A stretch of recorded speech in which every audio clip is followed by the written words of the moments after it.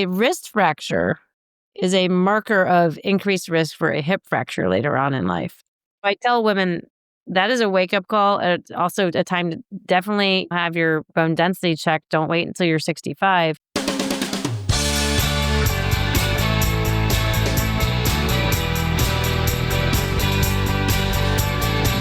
Hi everyone, I'm Barbara, and this is Age Better.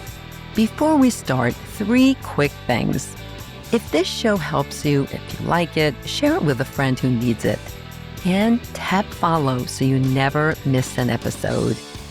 Lastly, subscribe to my newsletter, Age Better Cheat Sheet, which is on Substack, and that's where I go deep into the latest research and explain what it means for you so you can age better.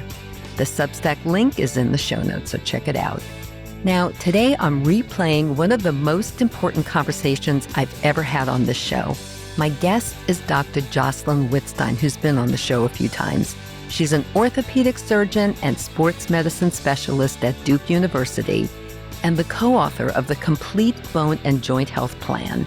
I'm bringing this episode back for one simple reason. Since it first aired, more of you have written to me about bone density, joint pain, strength, muscle loss, and osteoporosis than about any other topic. It's incredible.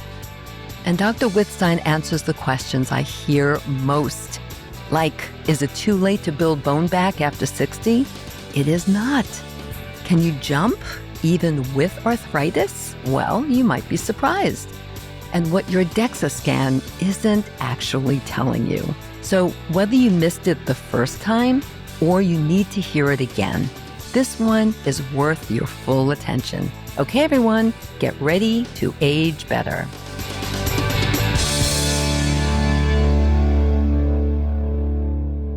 Dr. Wittstein, welcome to Age Better. Thank you for having me. And congratulations on your new book that just came out a few months ago, The Complete Bone and Joint Health Plan. I love this book because it's right to the point. You have some great recipes in here too, which we'll get to. And what made you decide to write this book now? Well, to be honest, I thought about it for many years, probably much of my career. I've been an orthopedic surgeon in practice for 16 years, and I studied nutritional science as an undergraduate. And I've always been very passionate about exercise as being part of a healthy lifestyle for multiple reasons. But the things that my patients ask me most commonly, even after I explain in a very hopefully understandable way, like what we're doing for them if they need a rotator cuff repair or an ACL reconstruction or whatever. I cannot tell you how often someone will end the visit, because I always end visits with, do you have any more questions? And people would ask me, what exercises should I do? What should I eat? What supplements should I take? And these are just things that people ask over and over and over again. And I would love to be able to spend an hour giving someone that information. So you put it all in here. You also have a great presence on Instagram, and that's how I found you. And you're answering these questions in a very kind of accessible way. Yeah, I try to translate things from more complex to more digestible, no pun intended. But yeah, Instagram is kind of funny, a little new to me. I started that in January. I'm not typically a big social media person, but thanks to my 19-year-old daughter who showed me how to use Instagram, we launched that together, and it's been fun. I've gotten a lot of really grateful feedback from people, and actually by people asking me questions, I sometimes learn what people need to have explained to them. So I have actually learned a lot from the interactions with people through Instagram. Let's talk about something that's really important. I think a lot of people just don't understand this, just don't know this. It's something called the peak bone mass, meaning that's like that time when our bones are at their strongest and at their best. And then we're about 28 to 30 years old. And then with each passing year, we lose bone, we lose muscle, unless you're doing something about it, right? Which we'll get to. And of course, that all accelerates for women as we go through menopause. So let's talk about that. Most people don't think about their bones when they're younger, but we should. Why is that? Well, as you mentioned, you accrue bone density really prior to the age of 30, or So what is contributing to that peak bone mass? A lot of it is your life habits that you maybe don't even know you need to be forming. Like, so how active are you? What are you eating? I love some of the data that comes from gymnasts because it really illustrates the effect of load bearing on joints. There aren't very many sports where you weight bear on your arms, but there is a lot of data on gymnasts who have really great upper extremity bone density, and that extends into adulthood. If you're in high school or college and you're participating in sports with adequate energy, as long as you're not energy deficient and you're load bearing and doing strength training, you're increasing that peak bone mass that you accumulate. On the other hand, there are things that could take away from that. If you have a poor diet, if you're chronically energy deficient, which we now call relative energy deficiency syndrome, you could be not optimizing your bone mass that you arrive at that time point. So when we're young and healthy, we're not thinking that what we're doing in that time frame is actually kind of giving us that like level to start from. Right. And I think that if there are any mothers or grandmothers or other people who are overseeing the health and wellness of younger people, really think about that and encourage them to take all of these lifestyle steps to build up that bone. But Dr. Wittstein, why is it so important when we hit 50 and you're going through menopause? Why is it so important that you had stronger bones back when you were 30 and the peak bone mass was really good? Yeah, so if we kind of peak at age 30 and then there's this gradual decline in, we could say bone mass or bone density, whichever term you want, that stays fairly similar for men and women until we get to menopause for women. And then we have lack of estrogen or estradiol specifically, which has a very important interaction with our bones. Basically, estradiol shortens the lifespan of the cells called osteoclasts, which break down bone. And in the absence of estradiol, those cells like live longer and break down more bone. And so if you're thinking of a balance of bone building versus bone breaking down, you get more breaking down in favor of overbuilding. And then you start to have an accelerated loss of bone density. So that can accelerate to something like 2% around the time of menopause.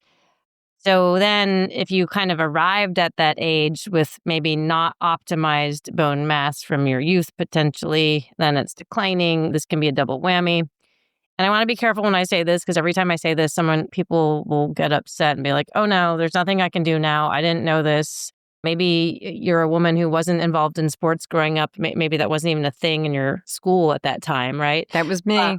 It was definitely in the schools, for sure. Yeah. But I just didn't do it. Not until I hit 50. I always want to be careful when I say it's not like there's nothing you can do if you didn't do all these things to optimize your bone mass by age 30. If you know that and you're younger than age 30, it's a good thing to keep in mind. Or if you're raising children, a good thing to keep in mind. But for people who hear this, I always want to be careful that people don't feel defeated when they hear that and say, well, I didn't know that. And here I am. Now I'm a menopausal woman and I'm losing all this bone density. It's very easy for people to hear this information and feel like it's too late. It's better if you start earlier and you build up that bone density. I think that's the message here, but the really overriding message is it's never too late. Now, in talking about how to kind of keep your bones strong or make them stronger or try not to lose more bone density, which is my own personal goal at this stage, because I do have osteopenia, is that you take in your book and in your practice, you do take a holistic approach, which I really, really love, meaning you talk about nutrition, you talk about moving and the proper ways of moving, and not just strength training and resistance training, but also balance and mobility and all of these kind of different facets of moving. You kind of go beyond just the take more calcium and make sure you're getting that vitamin D every day. That's important too, but you go beyond that, right? Talk to us about that. Obviously, there are multiple nutrients and micronutrients that we need for bone health. And the most obvious exercise interventions you can do to stabilize your bone density or even gain some bone density are some jumping or impact exercises and strength training, which I want to get to this later. There's a lot of talk about you have to lift really, really heavy. And yeah, we'll get to that. We'll get to that. Actually, strength training of all types does help some. It's just we have to figure out what we as individuals can do. But so impact exercise and strength training are the most obvious ways to stabilize or maybe even improve your bone density. But the other parts you don't want to neglect are like balance for fall prevention. We need to work on maintaining our balance as we age. And just movement, a little agility, like making sure you kind of practice a little bit with moving your feet and responding to your external environment. One of the additional benefits of doing balance work, whether it's yoga or single leg stance, is like when you stand in a single leg stance and you're balancing, you're actually having to engage your foot muscles. Like if you ever looked at a gymnast on a beam and you see them gripping their toes, those are small little muscles that we don't think about using that you need to use and activate so that you maintain your balance and don't fall over if you need to stand on one leg. So, Yeah, we don't want to fall. Even if you have, think about this, even if you have low bone density like I do, and I'm doing everything I can right now to keep my bone density where it is, well, even stay though upright. my bones are not what they were when I was 20, if I don't fall, it'll be okay. And I like how you keep mentioning your goal is to not lose more bone density, because I think a lot of people hear about or see certain interventions and they think if an intervention isn't helping them gain bone density, it's not worth doing. And in reality, we can gain some with certain interventions that are non-medication, but some of those gains, the numbers sound really small. 1% improvement sounds really small. But actually, I like to say if you're not losing, you're gaining, because if you're a menopausal woman, maybe can't use estradiol, if you're expected to lose 2% per year, but some intervention is keeping you where you are not losing or maybe losing less than, that's actually helping. And it's hard for people to think about that even a small loss, if it's less than the loss that you would otherwise expect, is actually an improvement. I couldn't agree more. Every year when I get my DEXA, my doctor and I review, and it's more or less stayed the same. And that's a great gain in your book. You focus on the micronutrients that many of us may not be aware of that are really important for bones. Can you talk about some of those? Of course, everyone thinks about calcium and vitamin D. There are other nutrients that help calcium get to our bones. So vitamin D helps us with absorbing it, but magnesium helps vitamin D help us absorb calcium. And magnesium has other roles, like regulates parathyroid hormone and can be part of the actual crystalline structure of bone. But so magnesium is one. Vitamin K, if you're taking a vitamin D supplement, you will see it often is accompanied by vitamin K. And vitamin K is kind of on the other side of things. So you get that calcium in, and then the vitamin K helps direct the calcium to your bones by activating something called osteocalcin. So those are a couple of big ones. Vitamin C is important for helping collagen form, the actual collagen that is in your bone. That's another like pretty common nutrient, luckily, in a lot of fruits and vegetables. I have a whole table in the book, Oh, and yeah, it's a wonderful table. You do go into a great all detail. the micronutrients. Hearing from your patients over the years, and now since January, hearing from people on Instagram, what are some of the biggest misconceptions that you encounter about bone health? I think that it's too late. That's probably the most concerning one I hear, and I'm always trying to defray that concern. It's not false hope. There's a couple I love to quote, like the LIFTMORE trial. It's a study of women who were, these are menopausal women who already were osteopenic and are doing this intervention that includes progressing up to some heavier lifting. And over an 8-month period, we're able to gain bone density, 3% in their lumbar spine and a smaller amount in their hips. So many of the interventions that are being studied are actually on people who might be those people who would otherwise think it's too late. I'm going to put the LIFTMORE study, because it's really fascinating, in the show notes, along with a link for this wonderful book. And then also, I want to make another point that, yes, everyone wants to follow their numbers. They want to see improvement in their DEXA score. But maybe you're not seeing improvement. Maybe it's even declining a little bit. But there's another aspect to bone health, which is not just your density. It's actually the quality of your bone and the microarchitecture of it. And so sometimes, even though that number isn't moving, you may still be reducing your risk by changing the quality of your bone through strength training, maybe some jumping. You're not going to see that on your DEXA scan. So it's sometimes people are like, well, I'm doing this, and why am I doing this? This number isn't changing. There's a great like long-term study that was done out of the Netherlands called the EFOPS trial, where people did some strength training and agility work, and they followed them for years and years. And early on, they did see some improvements, as you might expect from some of these interventions. Like there was some gain in bone density, but it kind of like trailed off over time. But even though that change in their bone density trailed off over time, there was still a massive effect on reducing fracture risk in those people. So I just think major misconceptions are it's too late to change anything. Not true. There are many interventions that will help you gain bone density. But also, if you're not seeing big changes, you may still be improving the quality of your bone.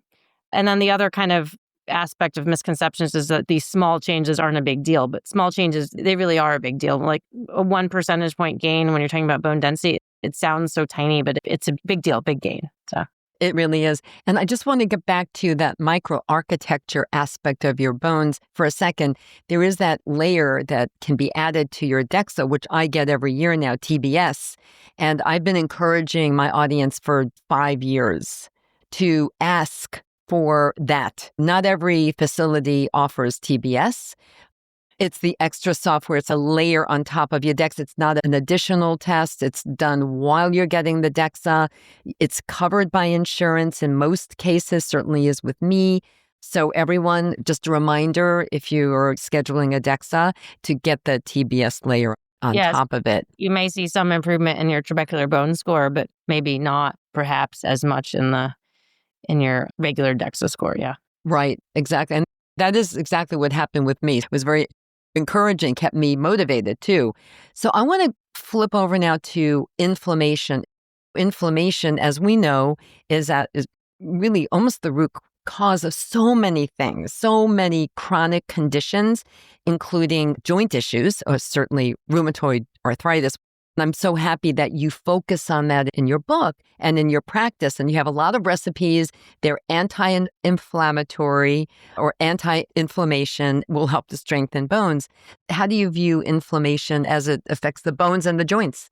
Inflammation crosses over to so many subspecialties and so many aspects of orthopedics. In terms of your joints, it's actually the common pathway for all different kinds of arthritis. Certainly, rheumatoid arthritis is the greatest example. This is an autoimmune condition with very high levels of what we call inflammatory cytokines and inflammatory markers, like a SED rate and a CRP, things that you've probably heard of. But if you actually look at knees with osteoarthritis, end-stage arthritic knees, they also have not as high of levels, but some of those markers are elevated. And the pathways that lead to cartilage destruction still involve these same inflammatory cytokines like interleukin-1 and 6 and tumor necrosis factor alpha. And those are the pathways that lead to the breakdown of the cartilage. They're just not as extreme in osteoarthritis. They're also present in something called post-traumatic arthritis. So like a teenager who tears their ACL has a big bump in these inflammatory markers in their knees, like the same kinds that we see in rheumatoid arthritis. And years later, they have more arthritis than someone who never tore their ACL at a much younger age.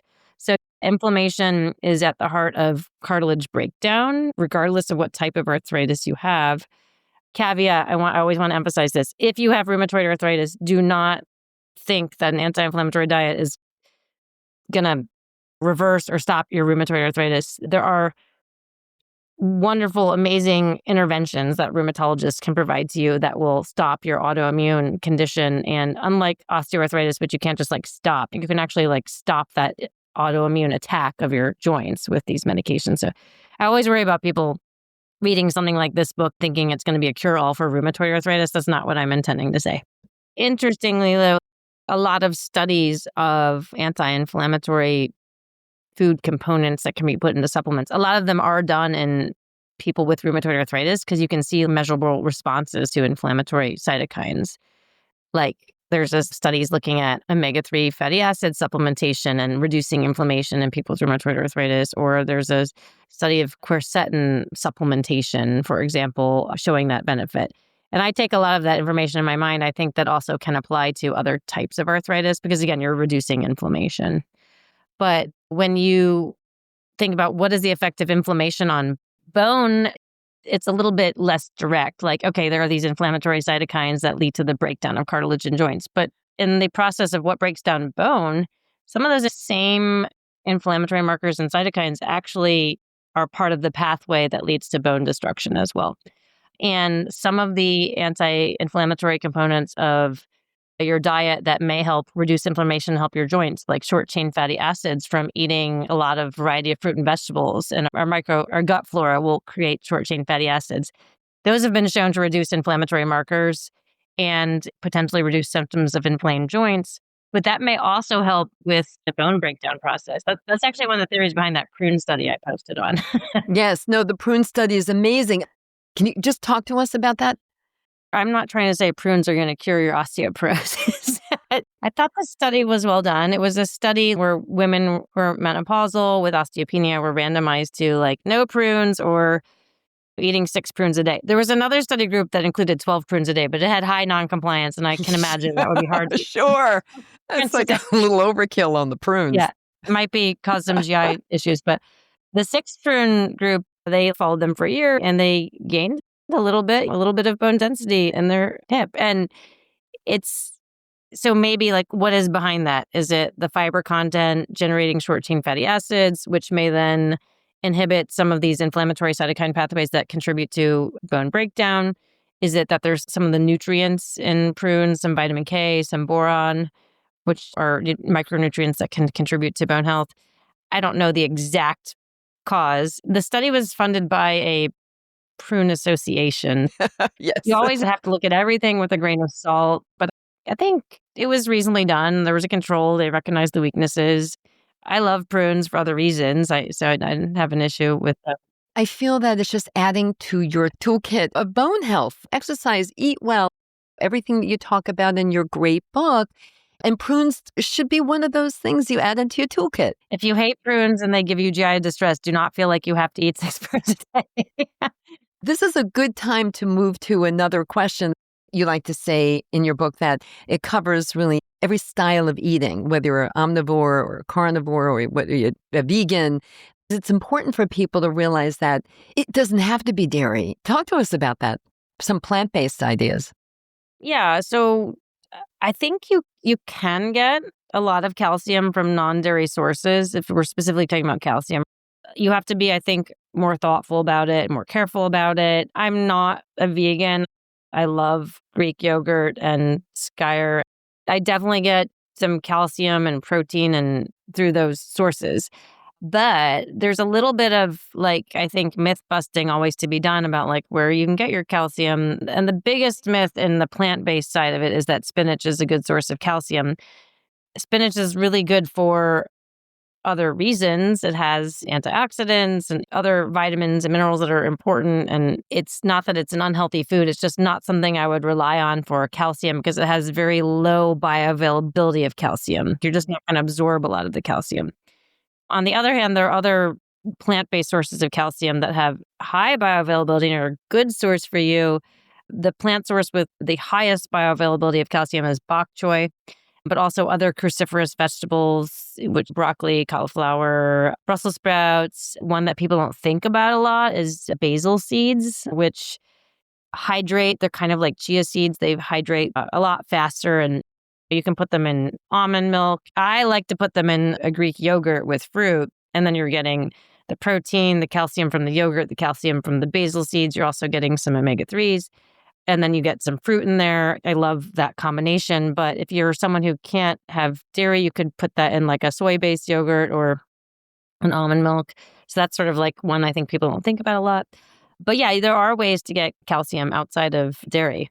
So I just wanted to touch on the study that you co-authored with Dr. Von der Wright, who's been on the show also. And it's called the musculoskeletal syndrome of menopause. Yeah, it's more of a review and putting a name to something that has a lot of parts to it that menopausal women experience. We wanted to summarize all the impacts on menopausal women that estradiol withdrawal has on your musculoskeletal system, which we see a lot of in practice. Yeah. When it was incredibly helpful to put a name to what is happening to women's bodies that as they go through menopause. And we really do applaud both of you for doing this. We started working together on that because we're in an organization together called the Forum, which is women orthopedic surgeons specialized in sports medicine. And I'm the president of that group right now. I want to talk about moving and exercise, the exercise section in your book, The Complete Bone and Joint Health Plan, everyone. Get this book. It'll be your roadmap to stronger joints and bones. I'm very intrigued by your approach to moving, and a lot of your ideas are equipment free, which is great because a lot of people go, oh, I don't have time to go to the gym. I don't want to buy equipment. Talk to us about that. There are many things that don't need equipment, like balance work, mobility work, agility Push-ups. work, push-ups. You can do a lot with your body weight. You can do a lot with even resistance bands. But one of the most effective exercises you can do, especially for your hip bone density, is some jumping. And you don't need anything but a step or, basically nothing to do some jumping exercises. And then in the book, we kind of start with a lot of body weight based things that you could also add more weight to. I have a lot of dumbbells at home, and you'll see in some of the images we do use some dumbbells. The large muscle groups of your body, yeah, you can actually load with your body weight. It's not as intense as heavier lifting, obviously. You could do deadlifting with some dumbbells. You can do step downs and step ups on a single leg. You're lifting your entire body weight through that leg using your quads and glutes. I think body weight based exercise is a very good way to introduce people to strength training. You can add some dumbbells over time. I think a lot of people are starting from nowhere with strength training. And so you don't want to just all of a sudden go do super heavy lifting either. Yeah, I agree. I do want to get back to the jumping. You do post on Instagram, as we refer to that quite often. Yeah. Everyone, you must start following Dr. Wittstein. They're very engaging, and you're going to want to do what she's saying. But you have shown in a few Instagram posts, you jumping rope.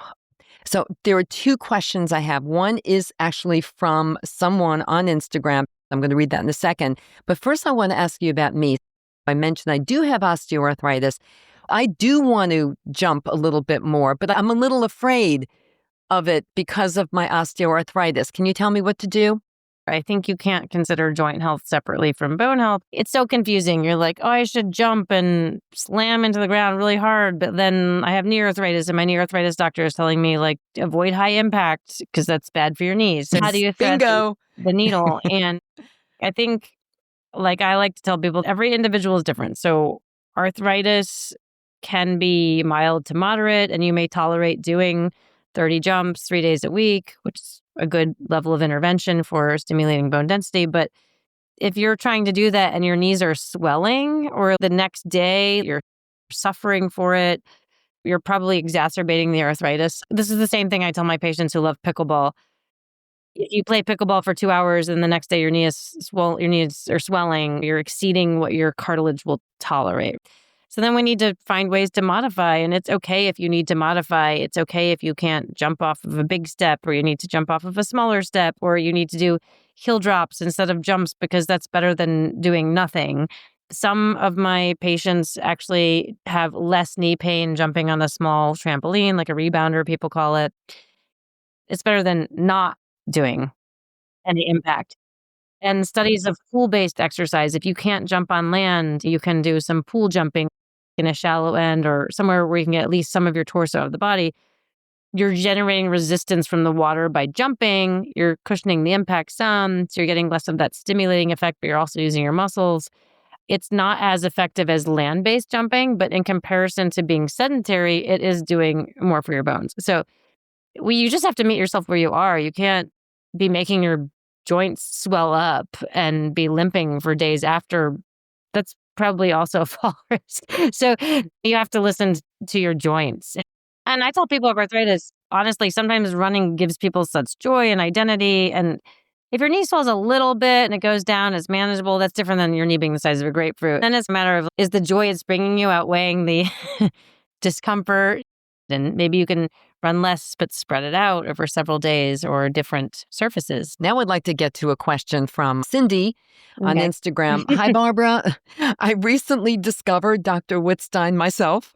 I am interested in knowing more about jumping, particularly what kind of surface we should jump on. I saw the cross ropes that she demonstrated and noticed they sell a jumping pad also.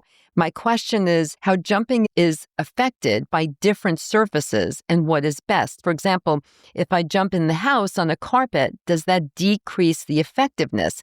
On the other hand, is it bad for joints to jump on concrete? Thanks for all you both do. Thank you, Cindy. This is all the back and forth between like, what do your feet and knees tolerate and stimulating bone density.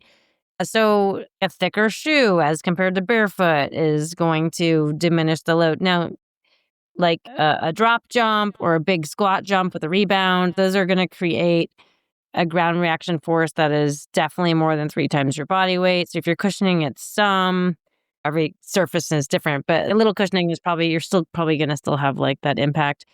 The mat for some jump ropes is actually just to protect your rope. They're not thick or cushiony. It's just to protect the substance of the rope so it doesn't fray. Oh, that's good to know. I'm By that glad you now. clarified that. So then in summary about this, just do the jumping, but the surface, it matters a bit. And you even mentioned the shoes because I wear Hoka's. It does matter some. Yeah, I think each person needs to figure out how your feet feel, or in an extreme version, yes, you would jump onto concrete with no shoes, but like that's going to hurt some people's feet and aggravate their knees. And I think you need to find Yeah, it something doesn't sound like the best that you idea. can do yeah, comfortably. So let's get over to lifting heavy because I know that is something on people's minds because your colleague, Dr. Vonda Wright, is actually a big proponent. She was talking about it when she was on the show here, and she's talking about it a great deal on social media and in her new book as well about how lifting heavy should be the goal to really build up your muscles and your bones. What do you think?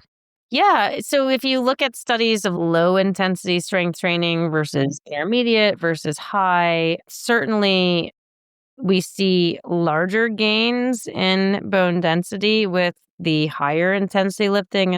We kind of define as about 85% of your single rep max being the amount you're lifting.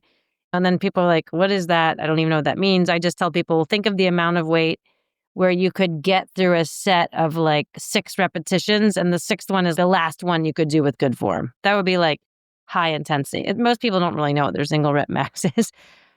Versus like something intermediate intensity would be something where like you could get through 15 reps, and the 15th rep is like the last one you could do and still maintain good form. So that's a lesser amount of weight. There are studies certainly that show both of them can benefit you in terms of increasing your muscle mass and strength and help increase your bone density. It's just higher intensity lifting is going to do more. But I tell people you have to be realistic. I'm a physically fit, healthy 47-year-old woman. I cannot do high intensity overhead presses because when I do that with good form and I know what I'm doing, I routinely get a tendonitis. And for me, overhead pressing is never going to be in my group of things that I do with high intensity. I'm an orthopedic surgeon and this happens to me. So Yep. It isn't for everyone, in other words. It really isn't. So, like, I choose to do that as a moderate intensity. There are other forms of lifting that I have done for years and built up, and I continue to like your gains get smaller the stronger you get. But for me, at least, and so, like, I do the higher intensity for deadlifting and squatting, and I love to lift really heavy with a hex bar. But there are people who are going to have an arthritic hip or knee or other limitations. And I always say this, I just think people need to give themselves some grace. If you can't lift super heavy, that other aspect of strength training is still worthy of your effort and is still helpful. I don't want people to feel like if you can't lift really heavy, there's no point. Yeah, it's not all or nothing. And again, back to the LIFTMORE trial, these women were trained up in the first 3 months. It was a lighter intensity, and then they built them up to the higher intensity. But everyone's high intensity is also different. So what does it mean if my 85% of my single rep max may be different than yours? But that's what you can do. So. Yeah, it's not all or nothing. I couldn't agree more with you. I am trying to lift a little heavier, but I would not say I'm lifting heavy the way Dr. Wright is defining it. I'm not doing quite that. I think that would be great if everyone could do that, but not everyone can, and that's okay. You want to get in some good strength training a few days a week, 2 or 3 days a week. The flip side of this is I don't want to villainize cardiovascular exercise. We definitely need that. And I always remind people for dementia prevention, you want to get 150 minutes of intermediate kind of exertion in a week. For your cardiovascular health, you need to do some zone 2. You need to do some endurance work. I always say Monday nights, I always do my Norwegian 4x4 on something, either on my air bike or a rowing machine or a That's stepper. great. You need to get in interval training for literally keeping your heart young and maintaining your VO2 max.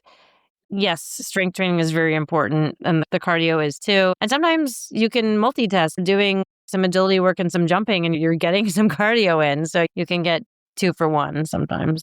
If you have a joint that's like your sticky wicket, whatever, is giving you trouble, it is worth going to work with the physical therapist to find ways that you can work around that. There are alternative ways to strengthen, and some are going to be more aggravating to your problem joint or joints than others. And a physical therapist can be an amazing resource in a different way than a trainer would be. I just wanted to now jump over before we close out to talk about new things coming out. Recently, you posted about a new device that you wear around your hips. It's a belt, a vibration belt based on NASA technology called OsteoBoost. And I had heard about it too, and I was fascinated because I'm always looking for ways to stop, again, my goal, stop the bone loss. And so I had the CEO, Laura Yeases, on the show talking about it. I was so fascinated. So now I am a daily user of OsteoBoost. And I'm looking forward to my next DEXA in a year-ish to see if there's any change one way or the other. I do feel if you can add something to your toolkit that is not hurting you, there's no downside to this. So talk to us about that. Yeah. The reason I looked into it, I had a few people send me messages saying, can you talk about OsteoBoost? And I just wanted to educate myself on it because, like I said, I do learn from people who, there's so much interchange from people who like follow you or comment on Instagram. Like I have learned so much from the questions people have asked me. And I got a bunch of questions about that. So I'm like, I'm just going to go right to the source. And I was trying to find the article that had been published on it. And I saw that they had some NIH funding. I'm an NIH funded researcher. That's a big deal if you get some NIH funding. I got the study and I read it and I talked to their chief scientific officer. I just wanted to understand it a little better. And in the study, they did look at volumetric CT measures of bone density, which is a little different. They also looked at DEXA scans. The CT measure can be a little bit more sensitive sometimes, a little bit less impacted by body habitus than a DEXA. And then they did this other thing, which is called finite element analysis. Basically, you make a 3-dimensional model from the CT, and it's a simulated loading of a vertebra to measure its strength. They looked at bone strength in a lot of ways and density in a couple of ways. Told them I really think they should look at the trabecular bone score. I couldn't agree more. They didn't show a significant change in the DEXA. They showed some improvements in the CT measurement of density. And then their finite element analysis showed some bone strength improvements with wearing this vibration device, like it looks like a fanny pack. So it doesn't seem like it's something that would hurt anyone. Those results are promising. It's FDA approved for osteopenia, but not osteoporosis. I'm very interested to see if there'll be more data coming out about it. Whole body vibration plates that you can stand on have mixed results. I shared about like a systematic review and meta-analysis of all the studies looking at that. And kind of like half of them didn't show any benefit, half of them showed some. So it's very mixed. And there's the issue with vibration is, or whole body vibration, is there's so many variables. Like what is the frequency? What is the magnitude of it? And how long are you on the device? And what position are you standing in? And is it a synchronous platform where both sides are vibrating at the same time? Or is it one where the sides kind of alternate? So it's just like a lot of different information when you look at those reviews and on that. Right. And what I found interesting and intrigued me enough to want to wear the belt is it specifically is vibrating your hips and your lumbar spine. That is really critical to me because if I fall and break my arm, which I actually did when I turned 50, and that's how I found out I had low bone density, it's not going to kill me. It'll be very inconvenient, but I'll live through it. My mother fell and broke her hip and she died 2.5 years later. She spiraled downward, never moved back home again. And that truly was the end of her life. And that happens over and over and over again. So something that's going to help specifically with the lumbar spine and the hips is very intriguing to me. I'm very eager to see what the results are in about a year. The whole body vibration plates, the setting that seems to maybe help the lumbar spine is high frequency. So that's 30 hertz, low magnitude, 0.3 G, not the larger vibrations, and then 20 minutes a day. But 20 minutes a day can be a lot to stand on a plate. And the nice thing about the osteo boosting is that you can walk around. You can just walk around and do it. That's why I do a stand-up desk and just do what I'm doing. I've even walked my dog with it. They think it's a fanny pack. I want to mention what you just said about your wrist. I like to remind women especially, because one of the first peaks in the occurrence of wrist fractures, distal radius fractures, is in your 50s. And a wrist fracture is a marker of increased risk for a hip fracture later on in life. I tell women that is a wake-up call. It's also a time to definitely have your bone density checked. Don't wait until you're 65. I guess what I want to say is sometimes the silver lining of a wrist fracture is if you sustain a wrist fracture and you get a DEXA scan and you get a diagnosis earlier, that may impact your decision-making in terms of other interventions. If someone informed you that estradiol therapy is protective against osteoporosis or will slow your bone loss or can help you gain a little bit of bone and reduce your risk of hip fractures by 30%, reduce your risk of a vertebral fracture by 40%, and you have that diagnosis when you're in your 50s, you may then say, like, if you have osteopenia in your 50s, you may decide to use estradiol for prevention. Absolutely. I've been a proponent of HT, and I've had a lot of experts on the show talking about all the wonderful things it can do, especially as it relates to bone health. And a big regret of mine, a personal regret, is that I did not go on to HT. No one told me to. We're going back 18 years when this happened. And hormone therapy and menopause, they just weren't talked about. Not like now. There was a reduction in utilization of hormone therapy because of the Women's Health Initiative results. Because of the study. And so my doctor never even suggested it. And it's a regret because maybe my bones wouldn't be where they are right now, but it's okay. I'm doing other things. Like, we don't want regrets.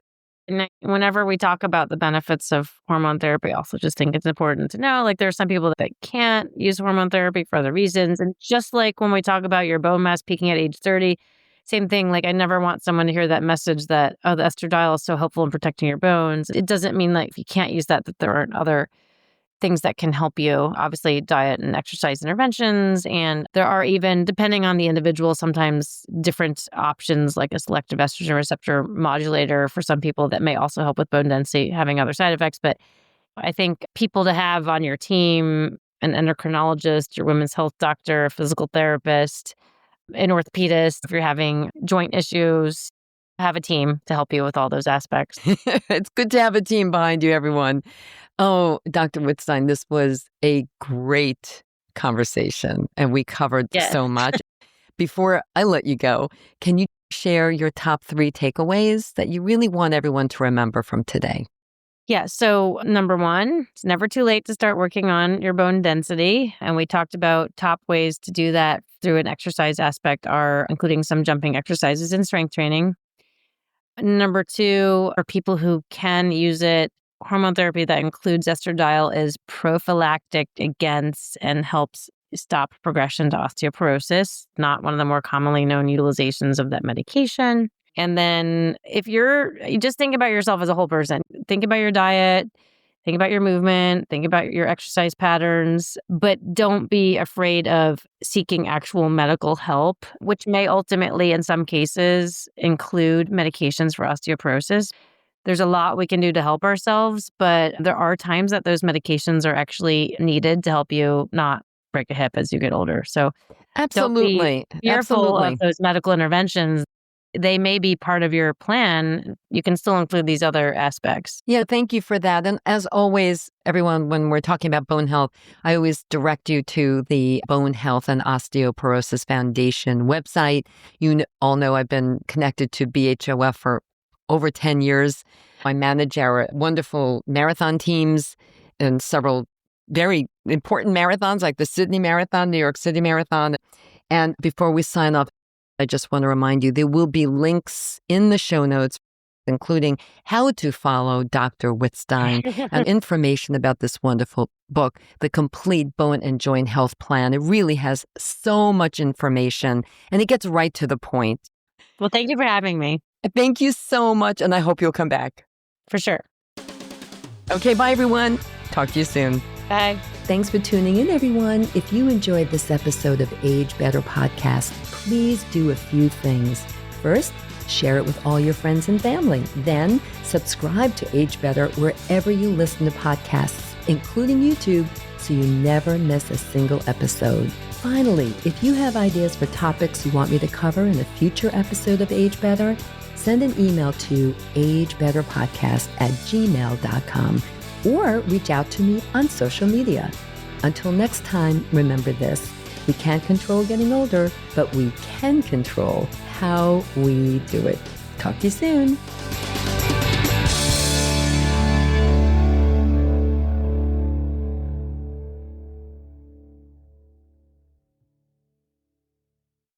Age Better Podcast is a proud member of the Sound Advice Network. Sound Advice, women's voices amplified.